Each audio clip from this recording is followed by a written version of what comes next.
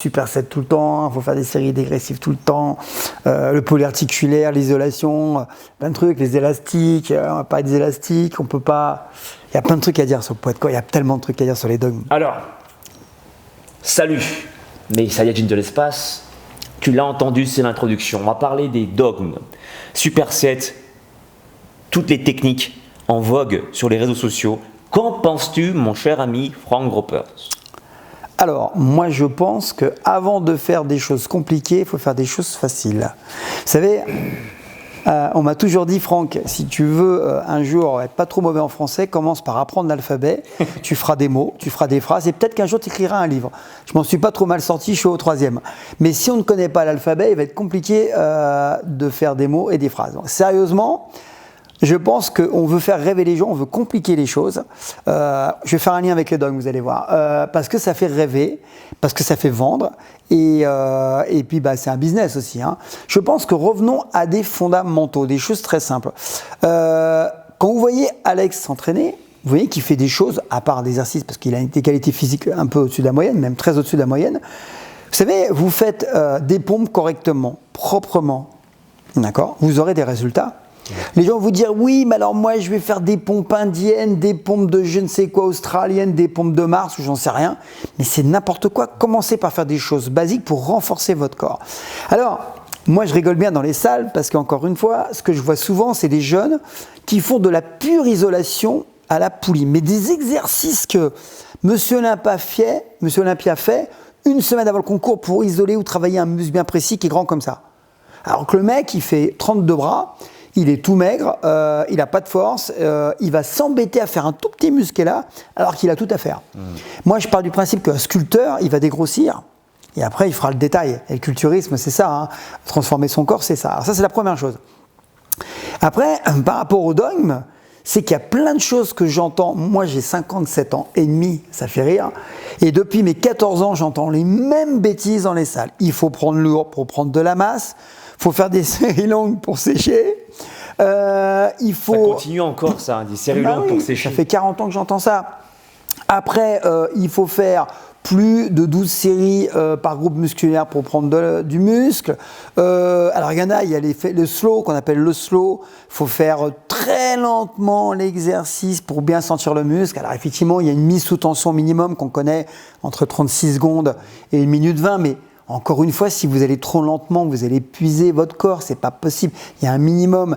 Et alors, ce que j'entends aussi souvent, attention, il faut faire beaucoup de cardio basse intensité pour sécher. Voilà, et c'est des trucs qu'on entend depuis 40 ans et ça continue. Et si tu as le malheur de dire que tu travailles avec des élastiques, tu te fais insulter. T'es un mec du fitness, t'y connais rien, jamais on a vu un culturiste de faire 62 bras avec des élastiques. Pas forcément, puisque les 60, il les a pas avec les élastiques, ils les a avec les stéroïdes. Maintenant, moi j'ai vu un garçon, mais il faut dire les choses, élastique, stéroïde, ça va bien ensemble. Hein. Je suis un poète. Regardez, un truc que j'ai vu il y a très longtemps, alors je vous le dis, j'étais chez Charles Jousseau, c'était mon prof de l'EPAC en Panchak-Silat. Et je l'ai vécu en direct. Hein. Ce garçon s'appelait Ludo. S'il nous voit, il va se reconnaître. Alors Ludo avait une bonne génétique et on était videur à l'époque. Et il est parti, il aimait bien partir en Inde, il aimait bien partir en Asie, ainsi de suite. Et un jour, il est parti 1 an. Écoutez bien ce que je vais vous dire. C'est là que j'ai percuté que les élastiques, il y a un truc à faire. Il est parti 1 an. Et là où il a été, il n'y a pas de salle avec des poids haltères. Il est parti en la montagne. Bon, il était un peu hippie, enfin, il était marrant ce garçon. Et il est parti 1 an avec des élastiques. Il a dit à un mec, qu'est-ce que je peux faire? Je pars là-bas, il dit du poids de corps, des élastiques. Le poids de corps, il n'aimait pas. Il avait un blocage avec ça l'emmerdait. Parce qu'il dit que c'est limité, enfin, sa façon de voir les choses. Alors que c'est faux. Hein. Il a pris les élastiques. Alors, des élastiques, pas les élastiques de maintenant, hein, qu'on voit avec des résistances différentes, des élastiques de base, des gros machins et tout.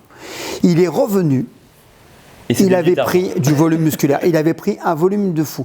Le seul truc, je suis honnête, où il n'avait pas pris trop de volume, il avait trouvé une solution, mais un peu moins, c'est pour les cuisses. Il avait pris moins de volume en proportion que pour le haut, mais il avait pris des bras énormes, des pecs énormes, il avait pris un dos monstrueux et des trapèzes volumineux. Je lui dis, mais qu'est-ce que tu as fait, Ludo? Il m'a dit, pendant 1 an, j'ai bossé 3-4 fois par semaine avec des élastiques. Mais je me suis ravagé. J'attachais aux arbres, j'attachais à des endroits où il pouvait. Il a dit j'ai fait que de l'élastique. Et pour les cuisses, en fait, il montait, c'était en montagne, avec des pierres dans un sac à dos. Il avait un sac à dos, il montait avec des pierres pour travailler les cuisses. Donc il avait pris un peu moins, c'est vrai, c'était moins impressionnant. Mais il avait pris un volume de fou. Alors bien sûr, quand il est revenu, ils ont dit oui, mais il a dû prendre des produits et tout. On l'a pas vu pendant un an, il a jamais été en Inde et tout. Sauf que j'ai vu les photos, je l'ai vu s'entraîner, et puis je l'ai vu continuer à s'entraîner à la salle. Et quand il a fait ça, vous savez ce qui s'est passé? On l'a pris pour un dingue. On l'a dit, les élastiques, c'est des conneries, c'est pas vrai. Parce qu'on a dit que pour être musclé, il fallait s'entraîner avec des poids. Voilà un dogme en direct, je l'ai vécu. Il y a longtemps, je parle de ça il y a une vingtaine d'années. Hein. Et c'est Luc, c'est ça? Ludovic. Okay. Ludo, il s'appelait, ouais. Et voilà. Chapeau, Ludo. Chapeau sur lui. Donc ça prouve que ça ne tient pas. En fait, je sais d'où viennent les blocages. Alors, ce que je vais dire, c'est un peu violent, je vais faire un peu de dev perso en même temps. Dans la vie, il est tellement plus confortable de répéter la même chose que les autres sans vérifier. On fait pareil, c'est confortable, on ne s'expose pas comme ça. Si on a le malheur de faire différemment, on s'expose à des questions, on s'expose à des critiques. Ah mais ça c'est sûr. On passe pour un escroc, moi on me traite d'escroc parce que j'ai parlé de la série unique. Ah, moi, ça me fait marrer, sauf que M. Delavier en parle, parce que vous avez vu les trucs scientifiques, hein. Il y a même des élèves qui m'envoient des liens en anglais, bon moi je ne suis pas un expert en anglais, hein, où ils expliquent par A plus B que ça fonctionne, qu'on obtient 80% de son maximum, ils l'expliquent. Encore une fois, mais non, on a décidé que c'est des conneries. Surtout que nous, on n'a pas, clairement, sans prétention, on n'a pas inventé l'eau chaude. Non. On se réfère sur ce qui fonctionne, bien sûr. Peut-être pas forcément utilisé par tout le monde, mais comme on est curieux, on aime bien regarder à gauche, à droite. Bien sûr. Et on tombe sur des études par-ci, par-là, et puis on se dit, pourquoi pas? C'est ça, bah, tu as la méthode Tabata, tout le monde connaît la méthode Tabata. Alors, pas Tabata Cash, hein. On se fait bien d'accord. Hein. Parce que souvent on me fait le lien, ah, ça te fait marrer. Tu connais, hein?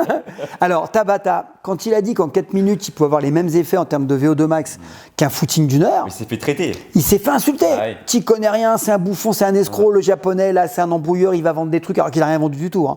Bon, après, une autre anecdote, quand un record est battu, on dit, même les scientifiques disent ce n'est pas possible. On voit Bolt, on a dit on ne ferait jamais les 9 secondes, en dessous les 9 secondes 8. Il est descendu sous les 9,8. Et comme par hasard, quand il est descendu sous les 10 secondes, plein de mecs sont descendus sous les 10 secondes. Pourquoi? Déblocage psychologique. Et vous savez, il y a une histoire, je me souviens plus de son nom, d'un garçon qui était en études de médecine il y a très longtemps et qui courait, je crois que c'était le 1500 mètres, donc le 1500 mètres. Et ce garçon faisant médecine, on sait que médecine ça prend du temps, il n'avait pas le temps de faire ce qu'on appelle des sorties longues pour travailler le fond. Vous savez ce qu'il faisait? En fait, il enchaînait les 400 mètres, donc un tour de piste, hein. Il enchaînait les 400 mètres en fractionné. Et il a fait ça, il a dit moi j'ai pas le temps, donc il faisait 4-5 fois 400 mètres, il envoyait du lourd, hein, et il le faisait donc en fractionné pur. Et ce garçon, il a battu le record du monde. Et ils ont dit, mais putain, c'est qui ce mec-là? Et quand il allait sur l'entraînement, il dit, c'est pas possible, il fait pas de sortie longue. Ah bah voilà. Il n'avait pas le temps. Ouais. On l'a insulté. Isodope et patati patata. Sauf qu'il a reproduit, il a été contrôlé, le schéma plusieurs fois. Et vous savez ce qu'ils ont fait, les entraîneurs, après l'avoir insulté? Ils ont copié. Et je dis toujours, quand on me dit que j'ai vu telle technique, que je l'ai pris, oui, j'ai rien inventé. Parce que les gens ont fait des chemins avant moi, ils m'ont appris des choses comme moi je vous apprends. Au début, quand vous sortez des chemins, vous sortez des choses qui sont dites par tout le monde, il y a 3 étapes. Au début, vous êtes ignoré. Lui, il est dingue, on s'en fout. Après, vous êtes insulté. Et la dernière étape, vous êtes copié. Ça se passe toujours comme ça. Donc, vous voulez être tranquille, ne sortez pas des sentiers battus, restez comme tout le monde, faites comme tout le monde, et vous serez comme tout le monde. Ce que disait Einstein. Hein. Vous serez comme tout le monde. Par contre, allez voir ce qui se passe ailleurs, faites des tests, essayez des méthodes, testez. Ouais. Et là, si vous trouvez quelque chose, partagez-le avec les autres. Voilà. On n'est pas obligé de les croire, mais partagez, essayez. Et si vous partagez et vous dites différemment, vous vous ferez insulter, c'est obligatoire. Mais certains finiront par vous copier. J'ai connu ça avec Anthony Faux. Je peux en parler d'Anthony? Bien sûr, Anthony Faux, Dagbet. Lui, un jour, on pourra faire une vidéo avec lui. D'ailleurs, je pense qu'on en fera une parce qu'il a vécu en direct. Anthony, c'est un mec génial. Je vais vous dire pourquoi. À l'époque, j'avais un webmaster. Tu parles bien Anthony Faux? Ouais. Voilà. C'est Odifao. Odifao, bon, je sais pas. Bon. Alors, Anthony, c'était quelqu'un que j'avais rencontré par hasard par Guillaume. Guillaume, qui est chez Protégor. D'accord. Guillaume Morel, qui est très connu, qui a écrit le bouquin Protégor, connu des arts martiaux, un garçon fort sympathique. Et un jour, je lui dis, écoute, on se connaissait, je suis en galère de webmaster. Je connais un garçon, Anthony, qui va te dépanner il y a très longtemps, il y a 20 ans pratiquement. Il m'a dit, il va te dépanner, il se débrouille bien. Le mec, je le connais de nulle part. Moi, j'y connais rien en informatique. Je lui dis, ok, je le rencontre. Et je lui expose le fait que je fasse ma boutique en ligne, qui n'existait pas en France. Donner des cours d'arts martiaux en ligne, oh là là, le truc le pire. Tu donnes les secrets aux gens par vidéo. Je me suis fait tuer par tout le monde. Et il m'a dit, Anthony, mais t'es fou. Tu vas te faire tuer par le monde des arts martiaux. Je m'en fous, quand j'ai décidé, je fais. Puis il me dit, mais t'es vraiment sûr de vouloir le faire? T'es vraiment sûr de faire des DVD? T'es vraiment sûr de faire ça en ligne? Je dis, oui, je veux le faire, je te paye, tu fais. Il l'a fait. Il m'a dit, tu sais, j'y crois pas trop à ton truc, hein. Mais il n'y croyait pas. Hein. Il me dit, tu vas le faire, c'est à République, je peux vous le dire, hein, pas loin du Décathlon au Go-Sport. Il me dit, bon, on y va. On tape dans la main, on y va. On bosse, il bosse super bien, Anthony, il me fait un truc génial. Puis il me dit, t'es vraiment sûr qu'on va le lancer? Je dis, on va le lancer, on l'a lancé. Et ça a été la première boutique en ligne. Je me suis fait insulter. Même des gens des arts martiaux m'ont dit, c'est honteux de donner des secrets. Les secrets, hein. Les secrets, c'est s'entraîner, hein. Pas de secret. Hein. C'est s'entraîner. Non mais c'est ça, le secret, hein. C'est aller au charbon. Hein. Les secrets aux gens. Mais que je les donne à la salle ou en ligne, c'est la même chose. C'est des secrets. Bon. Et puis après, qu'est-ce que j'ai vu? Des gens qui m'ont critiqué. Pas insulté, critiqué. Puis un jour, je vois un mec qui fait des cours de musique en ligne. J'en ai parlé. Il donne des cours de musique en ligne et des cours de chant en ligne. Il a fait une boutique en ligne avec le même système de liens et tout. Il t'a copié. Il m'a copié et il m'a appelé. Il m'a dit, ouais, vous m'avez inspiré. Je suis désolé, je vous ai copié. Mais génial que tu me copies. Comme moi, j'ai copié sur d'autres. J'ai fait que copier dans ma vie. J'ai copié sur mes parents pour marcher. J'ai copié pour apprendre à courir sur un champion. J'ai passé ma vie à copier. On copie tous. Ah, bien sûr. C'est ça la vie, c'est les cycles. En fait, et je lui tu dis, copies, puis après tu personnalises. Tu personnalises en Voilà. fonction de ce qui marche, de ce qui marche pas. Tu testes. Ressenti, tu testes. Tout à fait. Exactement. Et donc ce garçon-là, quand il a dit qu'il avait... Mais je lui dis, c'est génial, il me dit, t'es pas jaloux? Mais au contraire, vas-y mec, fonce, il y a de la place pour tout le monde. Et au contraire, bon, il l'a fait. Et puis j'ai vu, il n'y a pas si longtemps, qu'il y a des gens qui ont monté des boutiques en ligne, qui donnent des cours de Krav Maga en ligne, qui donnent des cours... Et ces gens-là, souvent, ils font croire aux autres qu'ils ont inventé des choses. Ouais. Non, ils ont copié sur moi, qui a copié sur quelqu'un. Exactement. Donc, c'est pour ça que je reste toujours humble par ça. Quand on me dit Franco Pers, il a copié, quand je parle de la Waldorf on dit que j'ai copié sur Monsieur Casanova. Mais Waldorf, je la connais depuis longtemps. Je vous rappelle que j'ai 30 ans de yoga, j'ai fait de la sophrologie, je fais de l'hypnose. Je connais bien le Waldorf, tout le monde la connaît, dans l'hypnose, dans la naturopathie, j'en fréquente. Mais simplement, je n'avais pas dit le mot, mais c'est ça. Et moi, je n'ai rien inventé. J'ai simplement modifié des pratiques par rapport à mon ressenti et celui de mes élèves. C'est pour ça qu'on est similaires, et pourtant on n'a pas le même âge, il est beaucoup plus jeune que moi. Mais pourtant, je m'inspire de ce qu'il dit, j'apprends de ce qu'il dit, parce qu'on ne sait pas tout. Et pourtant, il est plus jeune, parce qu'il a eu un parcours différent. On s'auto-alimente. Mais pour ça, il faut être curieux, il faut oser sortir des sentiers battus. Exactement. S'exposer, c'est génial. Ouais.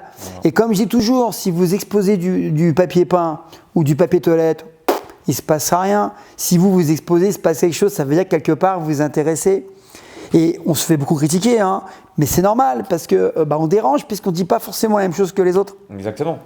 Nous, on met en avant le fait qu'avec le poids de corps, très souvent, ou avec très peu de choses, et en très peu de temps, on arrive à avoir des résultats très intéressants. On dit bien très intéressants naturellement, encore une fois, c'est pour ça. Et ouais, forcément, quand tu vois que sur tous les réseaux sociaux, la plupart des gars qui font 90 cm de tour de bras, forcément, la plupart d'entre eux, ils vont à la salle, ils y passent des heures et des heures. C'est quasiment, en fait, ils passent leur vie là-bas, tu vois. On n'est pas obligé de faire comme eux pour avoir des bons résultats. Et puis, on ne peut pas faire comme eux. C'est vous qui travaillez, vous qui nous regardez. Elle est d'accord avec nous? Ouais, apparemment, elle confirme. En fait, vous ne pourrez pas le faire. Donc, c'est un rêve qui ne va jamais s'aboutir. Et c'est le pire des trucs pour se démotiver. Vous savez, quand je vois des garçons en salle, et j'en vois plein qui s'entraînent pendant 1h30, je compte le temps, je sais qu'ils ne tiendront pas plus de 6 mois. Et ils se découragent, puis ils arrêtent la muscule. Ouais, j'ai fait de la muscule, mais j'avais mal au coude, j'ai arrêté et tout. Mais oui, parce que c'est pas possible. Ils flinguent leur système hormonal, ils sont fatigués, ils n'arrivent plus à suivre au niveau études, ils dorment. C'est comme ça. Et vous voyez, une anecdote encore, je vais faire un parallèle avec l'INSEP. Vous savez que maintenant, ils sont pris en charge, les athlètes, c'est autre chose. Moi, à l'époque, sport-études, c'était tu vas à l'école, tu prends ton bus, c'était le 105 à l'épaule, qui traverse le bois de Vincennes, et en fait, qu'est-ce qui se passe? En fait, on va à l'INSEP. Mais vous vous rendez compte que quand je rentrais à 20h30, 21h le soir, je vais lui faire un petit coup cervical, et quand on rentre à 21h, on n'a pas envie de faire son latin, on n'a pas envie de faire ses maths, on n'a aucune envie, c'est dormir.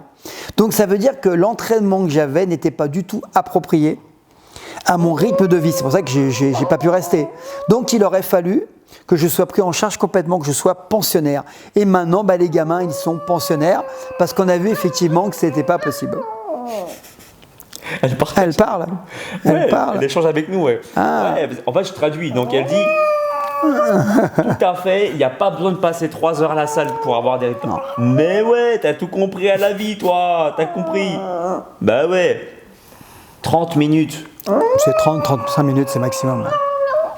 Confirmé par Canel, ça suffit pour avoir des résultats. Encore une fois, testez nos méthodes. Celle de Franck. Ils ne sont pas obligés de nous croire, voilà. C'est une méthode quasi similaire. Ouais. On s'entraîne avec un minimum de temps, avec ce qu'on peut, avec ce qu'on a.